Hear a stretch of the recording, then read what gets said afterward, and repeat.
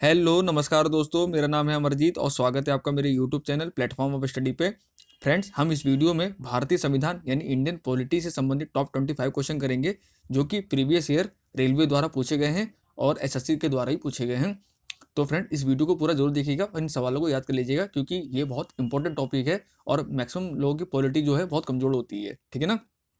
और जिन लोगों को मेरी वीडियो को पीडीएफ वगैरह चाहिए वो मेरा टेलीग्राम चैनल यहाँ से ज्वाइन कर लीजिएगा, जिसका लिंक मैंने वीडियो डिस्क्रिप्शन बॉक्स में दे रखा है। तो चलिए आज की वीडियो की हम शुरुआत करते हैं पहले क्वेश्चन से। तो फ्रेंड, पहला क्वेश्चन है, भारतीय संविधान के किस अनुच्छेद के तहत लोकसभा में अनुसूचित जातियों और जनजातियों के लिए आरक्षण दिया गया, यानी एससी एसटी के लिए जो आरक्षण किया गया है लोकसभा में वो किस आर्टिकल के तहत किया गया है, क्वेश्चन ही कह रहा है। तो उसका राइट आंसर है ऑप्शन नंबर है 330। ठीक है फ्रेंड, ऑप्शन नंबर ए। अगला क्वेश्चन है, केंद्र शासित प्रदेश लक्षद्वीप के न्यायिक क्षेत्र का कार्य कौन सा न्यायालय करता है। तो फ्रेंड्स, आप सबको पता है लक्षद्वीप छोटा सा है, वहां पे कोई हाई कोर्ट वगैरह नहीं है। तो जो केरल के जो हाई कोर्ट के मामले होते हैं वो कौन सा हाई कोर्ट देखता है, वो ये सवाल पूछ रहा है। तो फ्रेंड, वो देखता है आपका Kerala high court, option number B. ठीक है ना। अगला क्वेश्चन है, सुप्रीम कोर्ट के जजों की संख्या को कौन बदल सकता है।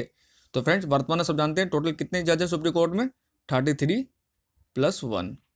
ठीक है ना। ये जो 1 है ये कौन है वर्तमान में, वो है शरद अरविंद बोबड़े जी, जो 47वें मुख्य न्यायाधीश हमारे भारत के। ठीक है ना। तो ये कौन बदल सकता है, तो ये बदल सकता है हमारा कानून द्वारा, संसद में कानून लाना पड़ता है, एक ऑर्डिनेंस लाना पड़ता है। जब पास हो जाता है तो उसके हम जजों संख्या हम चेंज कर सकते हैं। तो राइट आंसर होगा ऑप्शन नंबर बी। ठीक है ना। अगला क्वेश्चन है, दिल्ली को राष्ट्रीय राजधानी प्रदेश संविधान के किस संशोधन से बनाया गया। तो फ्रेंड, जो दिल्ली को राजधानी बनाया गया था वो संविधान था हमारा, जो संशोधन किया गया था वो किया गया था 69वां संविधान संशोधन 1991। यही बताया था कब किया गया था, 1991 किया गया था। इसका राइट आंसर हो जाएगा ऑप्शन नंबर बी। ठीक है ना। अगला क्वेश्चन है, भारतीय संविधान की छठी अनुसूची किन 4 राज्यों में अनुसूचित क्षेत्रों और अनुसूचित जनजातियों के प्रशासन और नियंत्रण संबंधित है। ये मोस्ट इंपोर्टेंट सवाल है फ्रेंड, ये क्वेश्चन काफी पूछा जाता है एग्जाम में और अच्छे अच्छे सवालों में क्वेश्चन आया हुआ है। तो फ्रेंड, जो छठी अनुसूची है उसमें 4 राज्य हैं। इसकी ट्रिक है अमित्रो मेघा, आ से असम, मित्रों से मिजोरम, त्रिपुरा और मेघालय। तो राइट आंसर हो जाएगा हमारा Assam, Meghalaya, Tripura, Mizoram, option number B. ये क्वेश्चन बहुत इंपॉर्टेंट फ्रेंड, ये क्वेश्चन बहुत तरह घुमा के पूछा जाता है। रिसेंटली एसएससी ने सवाल पूछा था सीजीएल में, तो नहीं पूछा था कि निम्नलिखित में से कौन सा राज्य छठी अनुसूची में शामिल नहीं है। वो ऑप्शन आपको देगा, जैसे असम, मेघालय, त्रिपुरा देगा, एक नागालैंड दे देगा। तो आपको आंसर लगाना नागालैंड, नागालैंड नहीं है। तो ये 4 राज्य हैं, आपको 4 राज्य याद रखने, असम, मेघालय, त्रिपुरा, मिजोरम। इसको याद रखिए, बहुत बड़ा सवाल है ये। अगला सवाल है, भारत के संविधान के निम्नलिखित अनुसूची में कौन सा नया राज्य बनाने के लिए संशोधित किया जाता है। तो फ्रेंड, जो भी भारत के राज्यों के संघ है किस में कहा गया है, पहले अनुसूची में कहा गया है। तो राइट आंसर हो जाएगा हमारा पहली अनुसूची, इसी के द्वारा हम कोई भी नया राज्य बनाते हैं। अगला क्वेश्चन है, भारत का संविधान भारत के सुप्रीम कोर्ट को केंद्र और राज्यों के बीच विवादों का निर्णय किस क्षेत्र के तहत लेने का अधिकार देता है। तो फ्रेंड्स, कोई भी अगर न्यायालय होता है, अगर केंद्र राज्य के बीच विवाद हो रहा है, सेंट्रल गवर्नमेंट और स्टेट गवर्नमेंट विवाद है, तो ये जो आता है ये आपके वास्तविक न्यायाधिकार के अंदर आता है, ऑप्शन नंबर बी। अगला क्वेश्चन है, स्वर्ण सिंह समिति ने किसकी सलाह दी। मोस्ट इंपोर्टेंट सवाल फ्रेंड्स, स्वर्ण सिंह समिति जो कमेटी थी, इसके द्वारा हमारे भारत संविधान में 42वां संविधान संशोधन किया गया था, जिसके द्वारा भारत में मौलिक कर्तव्य जोड़े गए थे। संविधान मौलिक कर्तव्य जोड़े गए थे। तो मौलिक कर्तव्य की जो सिफारिश की थी वो स्वर्ण सिंह की समिति ने ही की थी। राइट आंसर होगा हमारा भारतीय संविधान में मौलिक कर्तव्य शामिल करना, ऑप्शन नंबर की। उनको कब शामिल किया गया था, 1976 में। ये ईयर भी रखना, ये तो बहुत इंपॉर्टेंट सवाल है, इसका ईयर भी इंपॉर्टेंट है। संविधान संशोधन कौन सा था, 42वां था। समिति कौन सी थी, स्वर्ण सिंह समिति थी। और टोटल कितने मौलिक कर्तव्य हैं, टोटल वर्तमान में 11 मौलिक कर्तव्य हैं। ठीक है ना, ये भी याद रखना। अगला क्वेश्चन है, लोकसभा की सर्वाधिक सीटें अनुसूचित जनजाति को किस प्रदेश में आरक्षित हैं। अनुसूचित जनजाति मतलब हो गया एसटी। तो एसटी सर्वाधिक सीटें आरक्षित है लोकसभा के लिए, वो आरक्षित है आपके मध्य प्रदेश में। अब आप कहें कितनी सीटें आरक्षित है, टोटल 6 सीटें आरक्षित हैं। कितने में से, 29 में से। टोटल 29 लोकसभा सीटें हैं मध्य प्रदेश में, जो 6 सीटें जो हैं एसटी वालों के लिए हैं। अगला क्वेश्चन है, उपराष्ट्रपति जो हटाने का प्रस्ताव किसमें पेश किया जा सकता है। तो जो नहीं को होगा, उपराष्ट्रपति को जो हटाने का प्रस्ताव लाया जाता है, आप सबको पता है उपराष्ट्रपति क्या होता है, राज्यसभा का सभापति होता है। तो राज्यसभा में ना आया जाएगा ना, लोकसभा सभा का मतलब ही नहीं होता है। तो राइट आंसर होगा केवल राज्यसभा में, ऑप्शन नंबर बी। और ये राज्यसभा का पदेन अध्यक्ष भी होता है, आप सबको पता होना चाहिए। अगला क्वेश्चन है, संविधान का अनुच्छेद 1 to 3 किससे संबंधित है। मोस्ट इंपोर्टेंट सवाल फ्रेंड। तो संविधान का जो अनुच्छेद 1 to 3 है, यानी 123 जो है, ये है राष्ट्रपति का अध्यादेश, ऑप्शन नंबर ए। ठीक है ना। अगला क्वेश्चन है, सबसे बड़ा न्यायिक क्षेत्र किस उच्च न्यायालय का है। तो फ्रेंड, इसका आंसर लोग बॉम्बे हाईकोर्ट लगा के आते हैं, जो कि आंसर गलत है। इसका सबसे बड़ा जो हाईकोर्ट सबसे बड़ा माना जाता है वो माना जाता है गुवाहाटी हाईकोर्ट को, ऑप्शन नंबर बी, ठीक है ना। अगला क्वेश्चन है, निम्नलिखित में से कौन सी भाषा संविधान की 8वीं अनुसूची में नहीं है। क्वेश्चन ध्यान से पढ़ेगा फ्रेंड्स कभी कभी।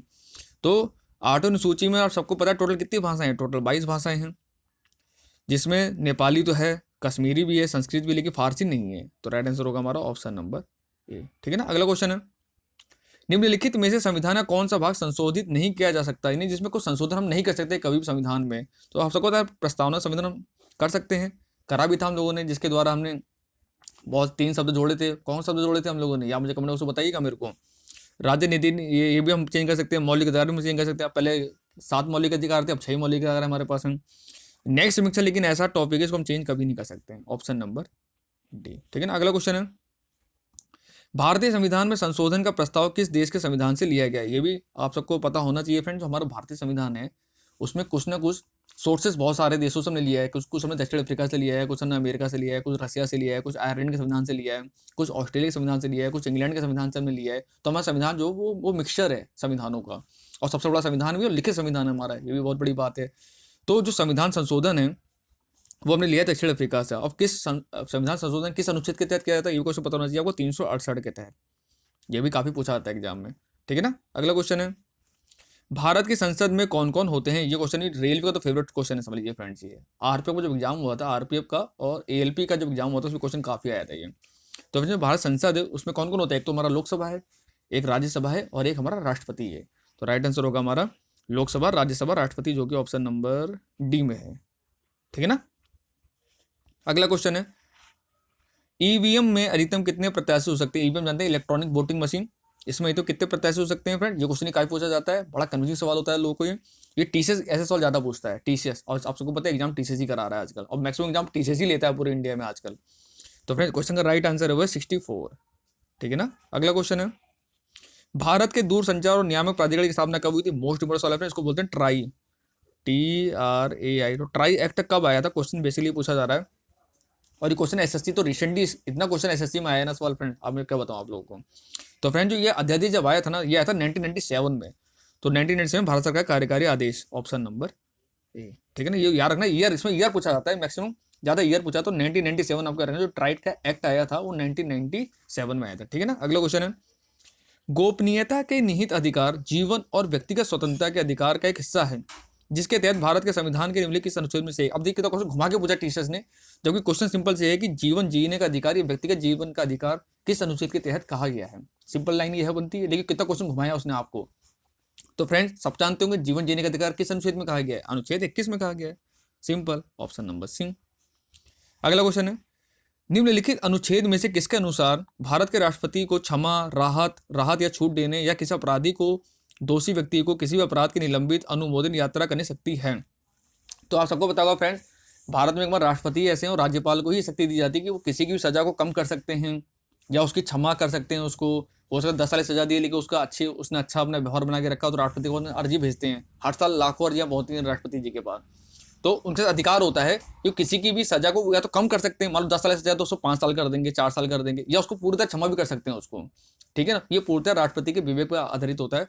तो फ्रेंड ये जो अनुच्छेद में कहा गया, ये कहा गया अनुच्छेद 72 में। अनुच्छेद 72 में बताया गया कि राष्ट्रपति की जो क्षमा शक्तियां हैं उसके बारे में इसमें विवरण किया गया है, ठीक है ना। अगला क्वेश्चन है, भारतीय राष्ट्रीय एकता परिषद का अध्यक्ष कौन होता है। मोस्ट इंपोर्टेंट सवाल फ्रेंड। तो भारतीय राष्ट्रीय एकता परिषद होते हैं, इसके तो अध्यक्ष होते हैं, वो होते हैं पीएम, प्रधानमंत्री। जैसे वर्तमान में नरेंद्र मोदी जी हैं तो इस समय यही है, अगर प्रधानमंत्री बदल जाएंगे तो फिर वो भी बदल जाएंगे, ठीक है ना। अगला क्वेश्चन है, द पॉलिटिक्स ऑफ डेमोक्रेसी पुस्तक किसने लिखी है। मोस्ट इंपोर्टेंट सवाल, काफी क्वेश्चन पूछा जाता है इस बुक से।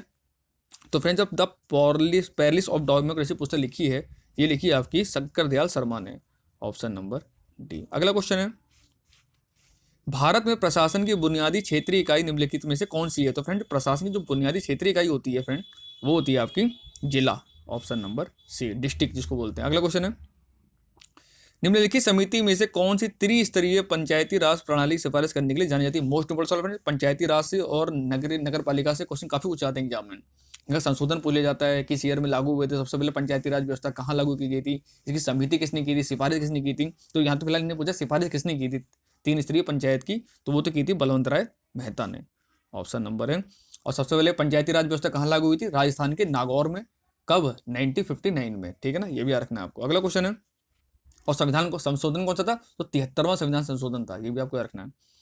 और लास्ट क्वेश्चन है फ्रेंड्स वीडियो का, भारत में गार्जियन ऑफ पब्लिक पर्स किसे कहा जाता है? ये तो मोस्ट इंपॉर्टेंट सवाल है, मोस्ट रिपीटेड सवाल है इस वाले एग्जाम का ये।